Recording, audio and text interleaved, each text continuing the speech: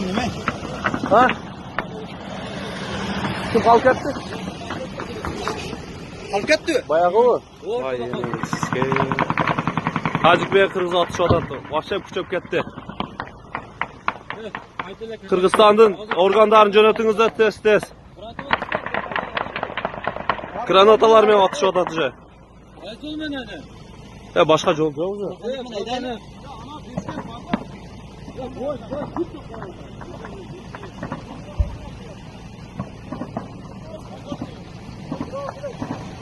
Слишком qattiq otishyapti.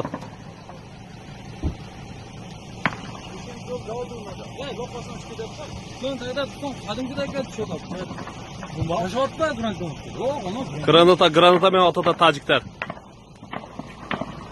Qirg'izda bilan bir 20-30 ta salat turadi. O'ldirish nechtasi? 5 o'tdirdinglar be. Sıra gitti adana zaten. Kel üstüne ne de koy. O kel üstüne kalkıp da bitirelim. Bile beşara. Az aldı dediler. Sekin arasam. Ya bizimkiler sedasına koydular döndü. Yan koy. Bizimkiler tonla şeyin de aldı. Diken topka bırak. Yeminle yolda atışıyor tabii. Yolda trasadan жетті. Yol talaş bol kattı yol. Yol talaş bol. Cemna bayağı kuchaytan bu. Ya bu direkt bizi sesler. Bütçe bütüce. Yüklüğün beri kumsula kızım. Az kökseye kadar tamam öterler. Burasılar. Kökseye hoca bitti de bir avuç ondan yok başlayalım. Aslında ama nimenin düşkünlüğüm cevap mı? Burcan'da gönül ayaklarını başına attı. Çık başına.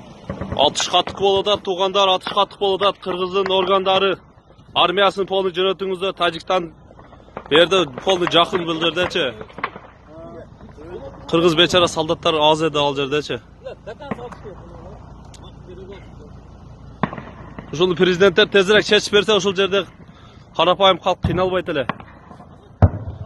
Becharalar qancha uylarga otib, granata bilan otadi mana yaxshi. Mana Qirg'iziston bunalar, polni Qirg'iziston yerlari mana. Bu yoq Tojikiston mana. Mana yaxshi polni otishyapti hozir.